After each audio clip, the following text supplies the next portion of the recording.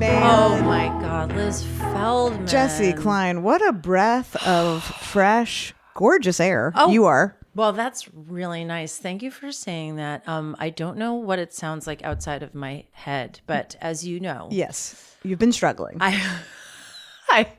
I've been struggling with what I like to call my instrument. Yeah. You've had a little bit of the laryngi. A little laryngi in the esoph. And it has been a real fucking bear. So this is kind of my first time out of the house in about 10 days. Well, you know what? Yeah. You wouldn't know. I think you sound sort of sultry. You know, people do sometimes say like, "Oh, what?" You're like, "Oh, I'm sick." And people are like, "Oh, it's sexy." Like, this wasn't sexy for quite some time. This was sort of like you know when people talk about like the death rattle. Yeah. It was more of a death rattle. More of a death rattle. Yeah. My voice was so bad. I really could not talk to anybody on the phone. I couldn't like talk at all. Yeah. I was on what, again, it feels nice to say the words vocal rest because it feels very important. Now you have a much more exciting story about where you went. We had a different week. We had a different week. Yeah. So, you know, there's been this Netflix is a Joke festival going on in LA. Such a joke. It's been really fun. So many fun shows. I got to see the Pee Wee Herman 40-year anniversary show, which was just absolutely a dream. I felt like a child in the best way watching it the whole time. And just a joy. All the original puppets came out. I mean, like the actual, Cherry, so good. Globy. So I go to Mr. Ted Sarandos's house. Heard of him. For a Netflix is a Joke brunch party. Mm-hmm. Okay, I had no idea what to expect. Lawn party, daytime, sun's out. Garden party vibes. When I tell you that I have never, in my 31 years in this illustrious business, been in a collection of people like this. It was my little comedy nerd brain. And you've been around some stuff. Been around some stuff. You're not like new to town. I'm not. But you're also very young and gorgeous. And I'm not nude in town. You're not nude in town or new in town, but you're still young and gorgeous. Aren't you sweet?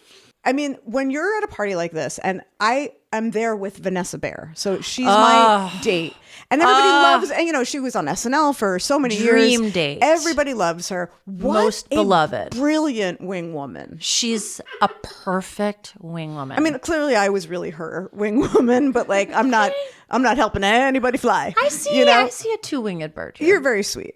She's beloved, you know, and everybody knows her face. So I'm her friend, and I'm there with her, and she knows everyone. To be clear, I'm the third least famous person at this party. Wait, stop. Third least.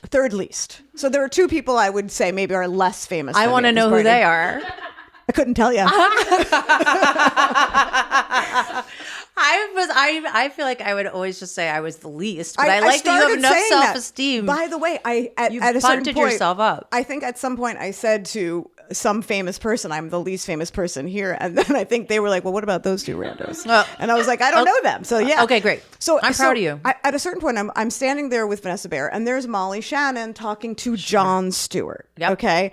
And I know Molly obviously knows Vanessa. Vanessa knows Molly. They were on your wonderful show. Yes. I love that for you on Showtime. Both. You know, we mosey up to them. And now I'm in a little circle talking to Molly Shannon and Jon Stewart, comedy idols. And they are talking about the fact that they both feel so socially awkward.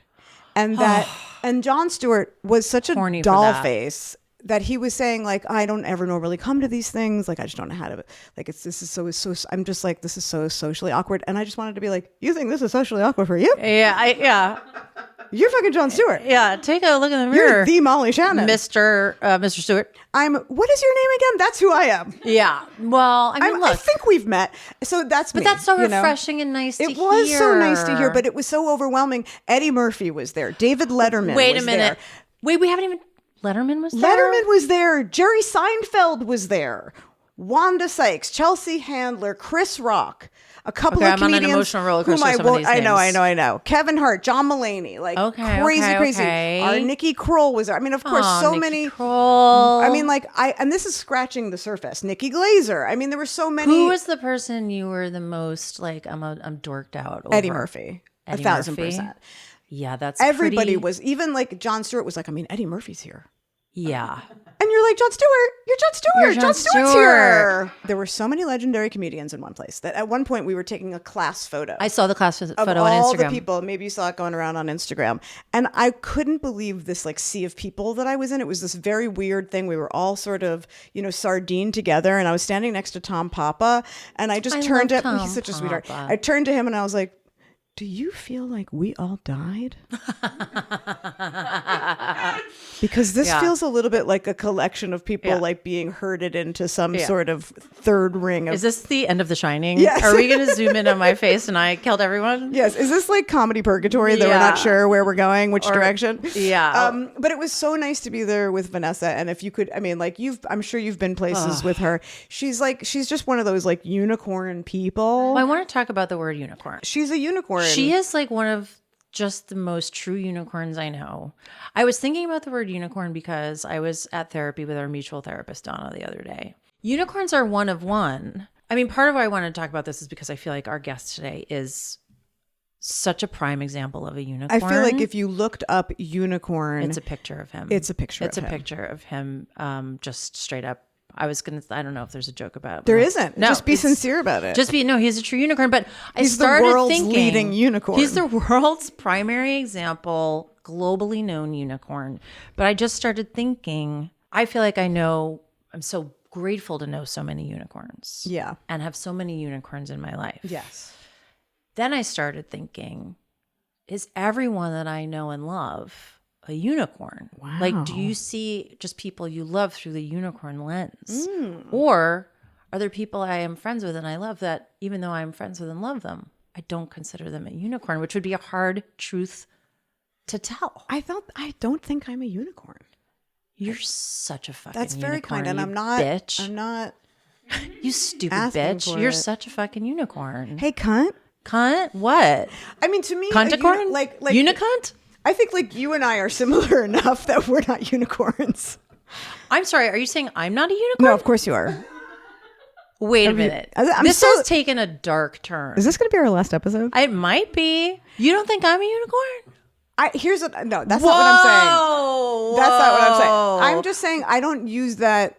I feel like unicorn to me. I mean, I don't think I'm as big a unicorn as our guest. Nobody is. Nobody is, because our guest is the number one Vanessa. unicorn. But Vanessa's a unicorn full stop. Yeah, she's a unicorn. Our guest is a unicorn full stop. Yes. I would say you and I are unicorns. Wow. Well, just to go back to where this started, Donna said I'm a unicorn.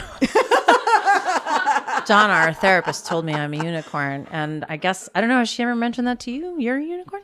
No, but she said other nice things to me. Okay. All right. Well, maybe it's time to I'm telling you, I'm not a unicorn and I'm okay with that. Hey, unicorn. I hear little hoofbeats on the roof. I think the unicorn's here. I hear the giggle of a very special unicorn. Should we introduce our guest? Should we? I think it's time. I can't wait. Today's friend is a proud Texan and former social worker. He's best known for his Emmy-winning role as Joel in the HBO series Somebody Somewhere. Oh, so good. He's also the author of a best-selling memoir entitled Actress of a Certain Age, My 20-Year Trail to Overnight Success. You can also see him on the brilliant new Apple show, Widow's Bay. Good. Jeff Hiller, you're here to make friends. The unicorn is here. I mean, When you said I was the biggest unicorn, you just meant like physically, the heaviest and tallest, hoof to top of corn. Yeah, Jeff, I don't know if you've heard of the GLPs, but 3 tons. This 3 is tons. an intervention. You are very tall, but I think we actually meant spiritually. Spiritually. Okay. The uniest and the corniest. One of the things that I love about your book and all of your interviews is like you talk about all of the crazy jobs you've had and the struggle to make it to being the biggest unicorn that we know. Was there one particularly like rough moment where you felt like just some ultimately humiliating thing where you felt like I am definitely not going to make it in this business. I cannot take another day of this. And I have to quit right now. I can't go on. I feel like you're probably trying to get me to tell the story about how I had to look at somebody's butthole while I was filming a pilot presentation. Sadly, I know that story, and I know there are other stories. But if that's the one you want to tell, No, that I think story. we're open to hearing the we'd butthole love story. to hear it. Well, I did do a pilot presentation, not a pilot. And there is a difference. There is a big difference, especially with the pay. And I A pilot is like let's film this thing to We're going see to film if the it's a first show. episode, see if it's a show. A pilot A presentation. pilot presentation is like someone's like, "Can I tell you about my dream that I had last night for free?" I always describe it as an executive looking at a script and going, I guess this is okay. Yeah. What are you doing on Saturday only? Exactly. Yeah. We'll pay you $300, no lunch. Yeah. Can you bring your iPhone? Yeah. So I was doing this pilot presentation and I was playing a laser hair removal person. And it was for logo, and they had been like, they had written Is it. logo RIP now? I think I logos thought they were, but then I put it in the book, and the copy editor was like, "No, it's still on the internet." So what are you gonna do? right. Logo was at some point the LGBTQ cable network. Right, Yes. but basically they just showed reruns of Melrose Place, Yeah. and then one night a week they had Yeah. Drag Race. Yeah. Yeah. Sounds gay to me. I mean, and then they were like, "We want to make it real gay, so we're gonna have you do laser hair removal on a guy's butthole." Wow. And then, Yeah. but they can't show hole. Yeah. So Yeah. if the microphone is the guy's hole, Understood. the camera was here, and then my head had to be here Oh my God. to cover up his hole. No. And he was so clean.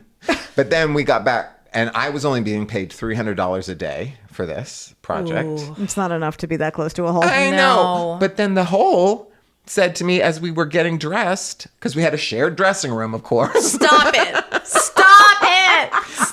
Everything had been revealed. There was nothing for him to hide at this point. And he said, the things you do for $50. And it was the saddest moment. But but to answer your question, though, Was he technically an under 5? yeah, I know. And I was like, at least if this pilot went, like, I would maybe get some real money. He would have just been a guest star. Oh my God. Like, best case scenario, might have been a co-star. I don't know. I'm going to guess that pilot didn't go. It didn't not go. go to even a pilot. And what was that called? Do you remember? Skin deep. Oh my God, I'm gonna fucking die. Skin deep. It wasn't called Hole in One. Liz is good with titles.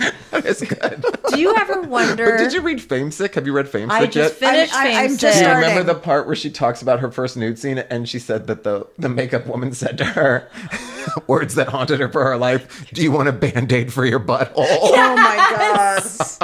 Do you want a Band-Aid? They didn't even for give this your kid a butthole? butthole Band-Aid. Well, you had to know where your eye line was going.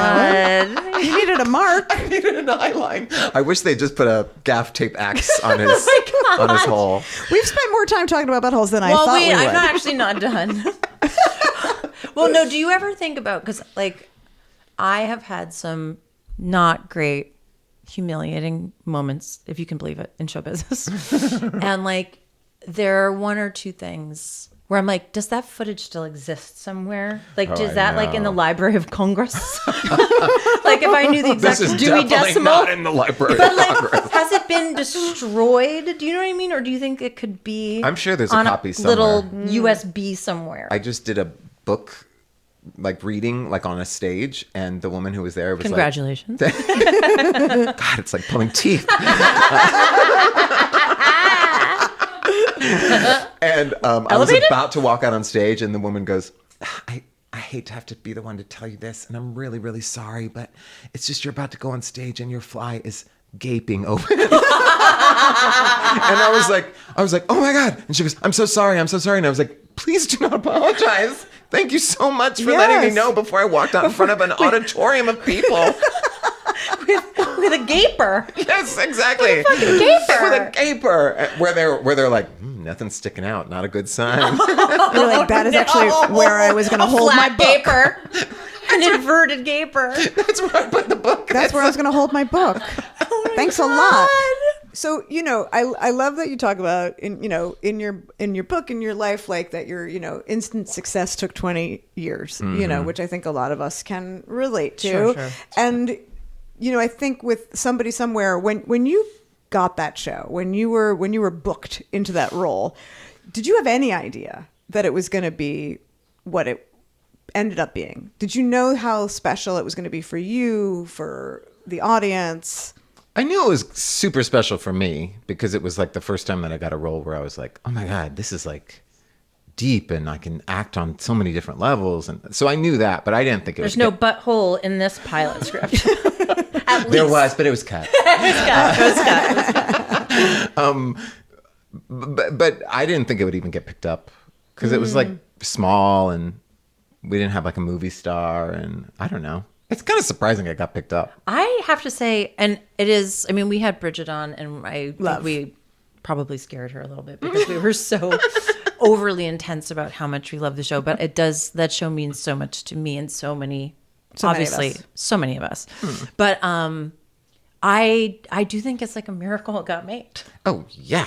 And in this 3 economy. seasons, I know. And it survived the pandemic and it survived the strike for another season. It's amazing. But it's such a magical show. And was there a moment at some point in the middle of making it or like before it had aired? Because I mean, again, brag, having worked on a lot of TV and in a long career, sometimes you work on things that you're not as proud of. But some things, a couple, no need to name names, but like, I feel like sometimes you're working on something great and you are like, I think this might be great.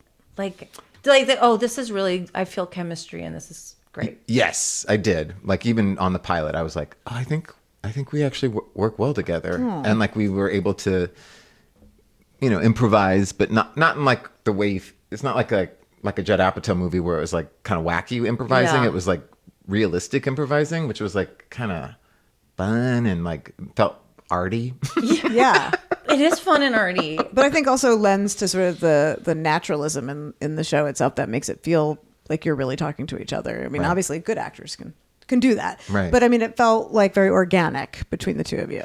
Yeah, it did. And it also was just like such a big deal for every single person in the cast. Yeah. All the creators, I guess not for Jay Duplass, but like for the rest, I mean, I think he had already established himself. Take Jay out of it. But everybody else, it was like, this is our first time actually being given the chance to do what we know we can do. Yes. And it was very, very exciting to all be able to do that together.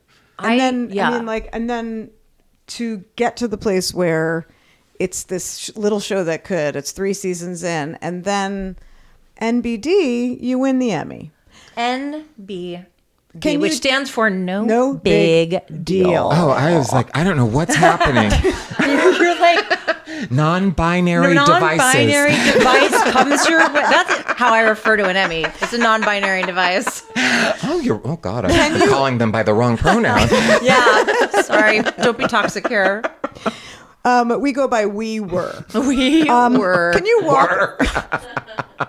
Can you walk us through every moment of winning your Emmy? Because it feels like there's just been a few moments in this very dark time, that we've all been living through for many years that have lifted us this out timeline, of this timeline. Like we're in this crazy dark timeline. She wasn't referring to your life. Yeah, I mean, to maybe during this dark cloud. If it's true for you, lived your life. But no, I mean, this dark timeline that we are in. Yeah, like we're in such a dark timeline where it's like there's been so few sort of like really collective joyful moments. I put your win in there, maybe a little heated rivalry. Oh God. Yeah. I'll give it to Cola Scola. Like these moments where you're like, okay, there's like hope. Well, truly beautiful. Well, no, I really do feel like, and I think that is a good trio. Yes. Like to mention but when you were nominated, I think so many people felt this way, and I'm sure you felt, or I hope you felt, the love. Like it just felt like one of our own, one of our most special, I'm leaning so hard on this, unicorns, is going to trot onto that stage. Shit and rainbows. Shit and rainbows. Sparkly mane. Corn to a high shine. High polish. But just, I was like, oh, this person that we all know and love and who's been so amazing for so long is making it to that stage. It was crazy. I mean, just getting nominated was such a shock. Like, they kept calling me. I knew it was Emmy nomination day, but they called me and I was on the phone with my sister and I was like, I'm just going to send them to voicemail, my agents. Because I already knew I didn't get the recurring role on Best Medicine. So I was like, what else are they going to tell me? They're going to tell me they have a self-tape for me. I'll check it in my email. It's fine. Moving on. Exactly. But then they kept calling back and I was like, oh, I think I'm in trouble because I was shooting Widow's Bay and I was supposed to leave on a flight that day. And I was like, oh no, I think I'm supposed to be on set Whenever right now. I get a call from my agent and manager at the same time, I'm like, I've been fired from Hollywood. I never think it's anything good. I'm in trouble. Exactly. So then I put my sister on hold and they told me and I was like, the show? And they were like, no, you. And I was like, yeah, I know, but the show. And they were like, no, you got an individual Emmy nomination. And I was like, me? It's so shocking, like, because nobody expected me. The regular horse. Exactly. You know I poop grass, right? Why do I keep going back to the shitting? I don't know. But because that's who we are and that's where we are. That's true.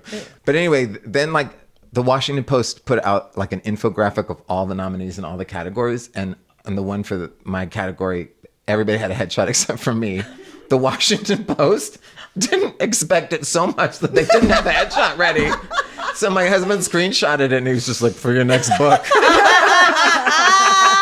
And it will be. But isn't it funny how the world has a way of keeping you humble? Oh my God. The whole experience was such a humbling experience. Was it really? They told me the show starts at 5. The red carpet opens at 2. Oh. The big stars get there about 4:30, but you need to get there at 1:15. Yes, and yes. And while I was doing a red carpet interview, I could hear the publicist, like one thing down, and I swear to God, she was like, no, he is nominated tonight. It was like... Tonight! Yeah, exactly. Like, you know how you were... Yeah, like, there's the other one. The butthole story, that felt like a win. This did feel like a bucket of humiliation doing the red carpet, because no one knew who I was. Oh. And then when I won, you go backstage and do like press. Right. Yeah. And, you know, they're not a good audience. No. They're on a deadline. I get it. But, like, basically every question was like, how did this happen? Who are you? We're looking at the Washington Post and we can't find a match. It's just a question mark on a gray square. I know. And so many of the, like, you know, you do those ones with, like, E and whatever, Access Hollywood. And you could tell that they, like, had no idea what the show was or like what this was about. Yeah. And we're very much like, I'm contractually obligated to interview you. But when the eyes are not leaving the notes, they're like, basically all they just were like, I don't know. What does it mean? What does it mean to you to win? And I was like, I don't know. I don't expect it either. I don't know. Also, when I got off, the presenter was Julianne Nicholson and like the cast of Paradise, and I was walking out the stage, and like I had just done the speech or whatever, and I was walking on the stage, and I looked at her and I go, I loved Janet Planet, and she goes, okay. But I did love Janet Planet. She was really like, what are you saying? I could tell they hadn't seen the show either. Can I not? This is I won an Emmy once. And it was lots of them, right? You're very kind. No, one nomination, one win. No, Schumer always win everything. No, but I will just say, if you think as an actor in an actor Emmy category that you felt. Oh God, you're right. The light wasn't shining as brightly as you'd expected to show up as an Emmy-nominated writer, producer. Like, I'll meet your 1:15 and raise you like croissants, breakfast. You're there so early. No one gives a fuck. It was 100 degrees. And then finally when like the red carpet opened, there was a moment where it's like, oh, we're going to walk with Amy, and then like a strong arm comes in and it's like, get on the other side of the corral, you pigs. And we're like, oh, but you know, it's all a gift. It's all a gift. And you get the moment on stage, and that felt really fucking nice. Totally. If you, just to make you both feel a little better about yourselves, this is going to sound like I'm not doing that, but then I'm going to win you back. Well, you do have multiple Emmys. I got 4 of them. Okay. Okay. But they are daytime Emmys. And Counts. Counts? What is a daytime Emmy? No, what's the difference? Well, there is no difference in terms of the statuette. Yeah. But the non-binary device. But my sister loves to remind me that it's their daytime Emmy. So anytime I never even talk about it because I'm always like, I've got a few Emmys, and she's like, they're daytime Emmys. And sister, so she keeps me humble, but like they're not like half the size. Like it's the same. No, it's the same. It's the same thing, right. you know. And the daytime it's a Emmys. child's Emmy. By the way, they're heavy. Comes in a little bento box. I know. Yeah, they're really heavy. You can injure somebody. I had a friend who wrote those. for Ellen. I felt them. Yeah. Yes, that's where I won them. I know. Yeah. Who is your friend? We have so many friends in common, by the way. I know. We really do. And like, I know. I was not into. I didn't realize your New York roots, like the deep roots. I've got deep roots. I'm Brooklyn born and raised. Yeah. But I mean, like, you know, my best friend Sarah Salzberg. I mean, we have a lot of really good. And friends. I've known her for a long time. I mean, yeah, not as long as me, but touche. I mean, yeah, she's my best friend. But I feel like when just trying to compare, just to go back, it feels really weird in here right now. Yeah. I mean, well, listen, we have a lot of friends in common, and I feel like when you won that Emmy, and look, I didn't even know you personally then, but I stood up in my living room and cheered for you. Same. Because I just feel like you were one of those people where all, your community, but you're also like extended community of people who you don't even know, were like, finally he gets his flowers, and it was. And just I think also it was like, this is so shocking. It's a surprise. I mean, it was not expected. Yes, but it was like somebody got it right. Finally. Someone got it right. They got it right. And I wanted to ask, like, because so many of us feel that way about you. Is there somebody that you are like, that is a person who deserves flowers, who hasn't gotten their flowers yet? If you want to give them their flowers right here and right now. Well, they're not especially famous. That's okay. That doesn't matter. But they are an actor in New York, and he's the funniest person I've ever seen on stage. What's his name? His name is Philip Taratula, and I know it's not as exciting as if I said someone you knew. I actually was literally just thinking, I want to say Philip Taratula. That sounds so fun. I can't wait to say it too. It is a nice mouthfeel. Taratula. May I? It's a good mouthfeel. Philip Taratula. I like it. Philip Taratula. Every time I write a pilot, I always put a role for him in it because he's just so. He's a unicorn. He's a unicorn. Everybody Google Philip Taratula. You should. He does this character named Pam Goldberg, the oldest living Equity member. And it's just like this crabby old woman who's always giving advice about like, bring snacks to tech, It's very, very funny. And he can take any script and make it so smart. And he is someone that, like, since he graduated, he went to BU. That's where I went. I thought so. I thought that was true. And are you guys the same? I know. And he, like, all of his acting teachers were like, you're so talented. You won't work till you're 50. He's like one of those people they were like, you're gonna have to be old, so he'll get there. it. Yeah. Can't wait. Philip Taratula. Philip, you heard it here first. Really, you did hear it. I am gonna go. I want to see Pam Goldberg. So I really had like a text thread around somebody somewhere where we would watch it every week, and like text immediately afterwards and be like, "Are you crying? I'm crying." Like, and then my best friend Kate was also on the text thread, and I texted her this morning and I said, Jeff is going to be here. Do you have a question you'd like to ask? She went to your book event in Westport, Connecticut. Oh, really? And I was like, do you have any questions? She said, I just need to know details on the St. Louis sushi phone call. I don't think I've ever laughed harder in my life. Back to buttholes. I had a feeling that door was going back to buttholes. They ate this same thing called St. Louis sushi, which is made by the guy that I end up dating. And by the way, our friend Larry makes St. Louis sushi. It's never made us sick. It's just a really good brand. St.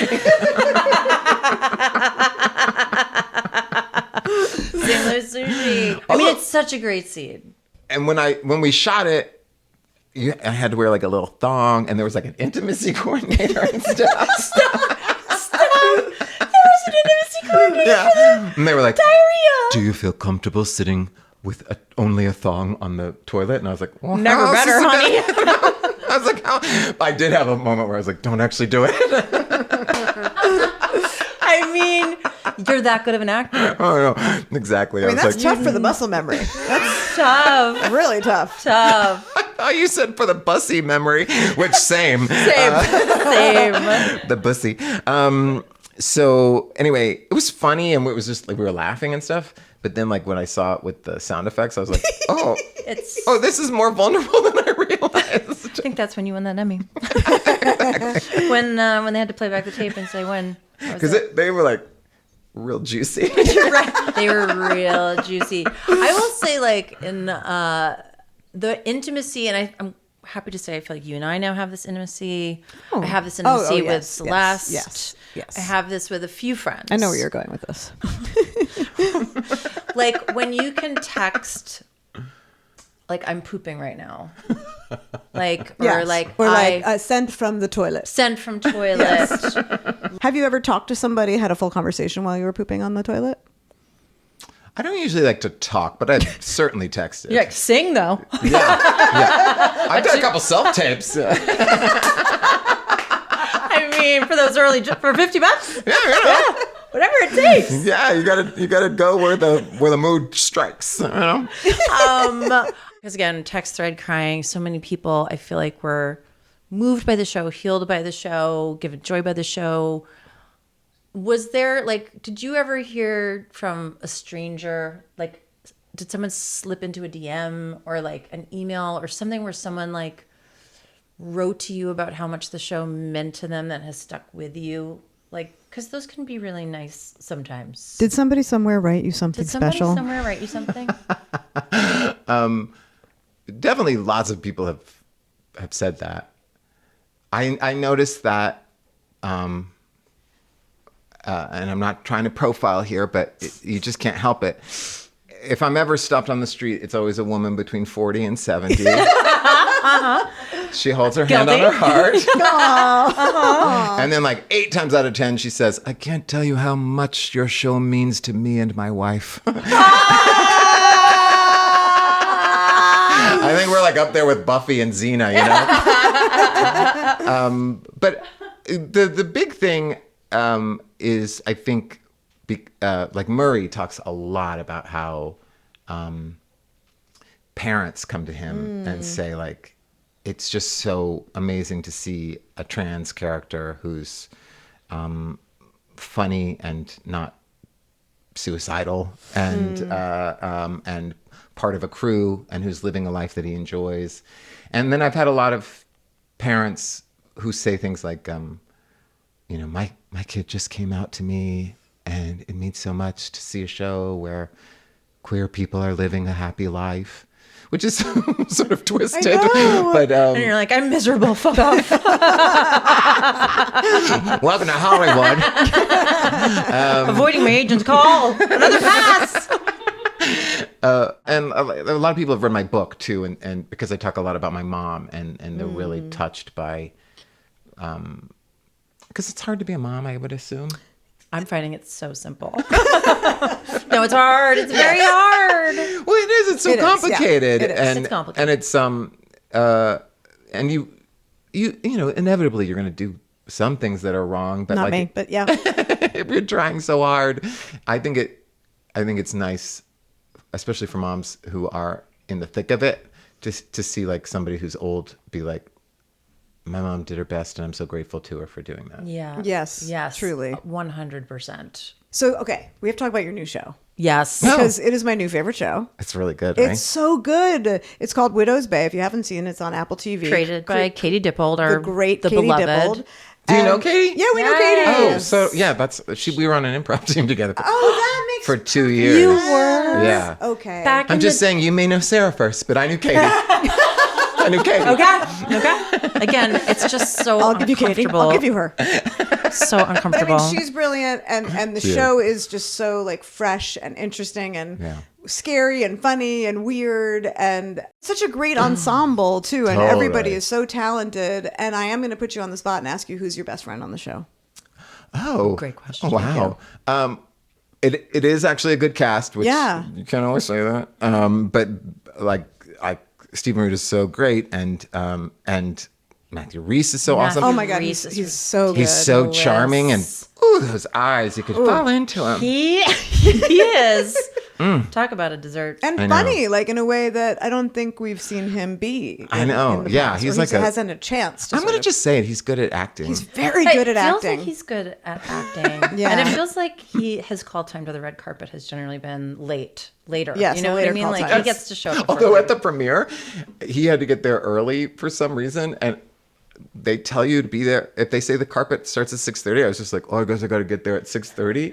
And I showed up, and I was the only one there except for him, and he was like, I'll walk with you. Oh, I heard that.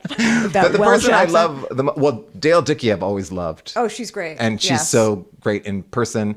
But the person that I like had never heard of and fell in love with, and now I've like gone back and seen all of her oeuvre, is Kate O'Flynn, who plays Patricia, the like number 2 at the. She's so funny. She's so funny, and she's British, and so she is. Yeah, and you know Matthew's Welsh, right? And so they'll be like, "Do you want to run the scene?" That's not the word. That's not it. No, you had it. You're right. Keep going. I need a different cue, but they'd be like, "Shall we run this scene real quick?" And he'd be like, "Oh yes, that would be wonderful." And they're like, "Rah, rah, rah, rah, rah." And they sound all American, and it's like, wow, that's real acting. That's so good at that accent. She's very. I've never seen her in anything. What a like discovery she is. She has these 2 shows that I went and saw, and they're both. One is about like a Christian family who believes everyone else is going to hell, but it's a comedy. Funny to me. And then one is like this fantasy thing where she's like this delusional queen. It's fun. It was like animals turn into. It's fun. That's my new favorite. I think you're gonna be into it as it keeps going. I'm so in that I like look forward to watching it weekly, which is also nice to sort of have a weekly show instead of the kind of dump out at once. Which is what all due respect to Netflix. All due respect. No, I mean, all due respect. Thank you for the invite. We'd love to come again next year. But like when I make a show, we work for it on. We work for a year, and then people and it's like one weekend. Yeah, it's like a Thanksgiving dinner. So, right. Is that how you eat Thanksgiving? Yeah, you don't liquefy everything and suck it through a straw? In the past, no, but this year, yes. I didn't even taste the pudding. I'll see you right outside of Cedars. Jeff, you are going to be the Grand Marshal of the LA Pride Parade this year. I am so excited. That's amazing. That is. Is it weird to say that's my dream? But just maybe that you're in a parade and like you get to be on the top of the main float. You're the Grand Marshal. So. I've never been in a parade before. I mean, oh my God! Well, it's about fucking time. I was really excited about it. I think aren't they in the car? Aren't they in a car, like a yes, convertible? Oh, yes. You're sort of princess waving. Yeah. I don't know what I'm going to wear yet. Is that a dream you even knew that you had? No. I mean, it's so exciting. I thought maybe I would. I guess I don't know so much about parade cultures. So I didn't really know that. Parade culture has been erased for years. It's time for some visibility. Exactly. My culture's not your costume. But actually, I think this would be. This actually kind of is. Actually, weirdly. But anyway, I kind of didn't take in like Grand Marshals would just be like a dumb actor. And so, did you just refer to yourself as a dumb actor? Sorry, don't talk about my friend Jeff that way. Don't talk about my unicorn that way. Again, sparkle mean. But I was really honored. Actually, I felt very, very nice. I think like when the Emmy happened and there were 4 queer actors in that category, and I think that felt like such a big deal. And then they were really happy when I went again.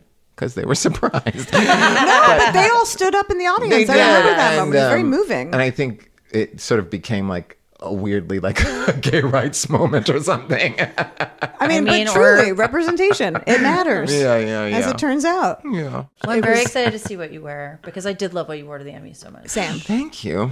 I'm trying to become a fashion influencer. It's a real climb. But just keep the Band-Aid for the butthole. Stay taped in. You gotta be ready to.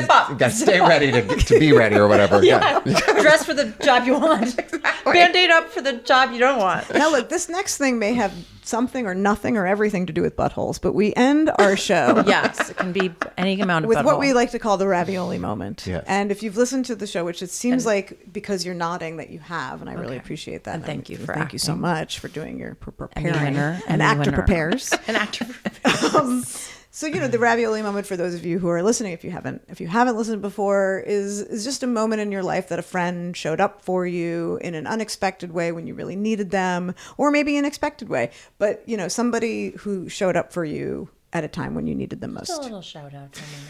Well, my very good friend Katie, not Katie Dippold, my friend Katie, who I was the social worker in Denver with, she's the reason I got into improv. And do you remember when Second City had, I don't know what it was, like the 40th anniversary or something like that, and they put out this big coffee table book? Yes. Oh, yeah. Well, I checked it out from the library. And I read it from cover to cover. And Did she pay a fee? Late fee for it? No, hold on, it gets worse. Guess this story is too long. I apologize. And then she brought me ravioli. But I got in my head that I was like, if we just go to Chicago and audition for Tourco, we'll get into Second City, and then that's how we can become professional comedians. Oh. Which is so crazy. Like, you have to take the classes, and you can't just get on the Tourco with never having done anything. But I didn't know that. A dream has to start somewhere. Exactly. And so we did not have much money, but we got together money for a plane ticket to Chicago. She had two friends that lived there. We asked if we could sleep on their couch. They let us. We fly in. Our audition was at 3:05, but for some reason I had written down 3:50. And we showed up right from the airport, so we still had our luggage, and we would have made it at 3:05 totally, but I was so scared to go into the waiting room that I was like, let's just hang out. And we went into a bathroom, and we went into the women's room, and she was like, I can tell you're scared. And I was like, I just hate that we have this, the luggage. And she's like, give it to me. And she brought me into the women's room, and we put it into a stall. She locked it, got down on the ground, and crawled out under the stall. Oh my Then we goodness. went down.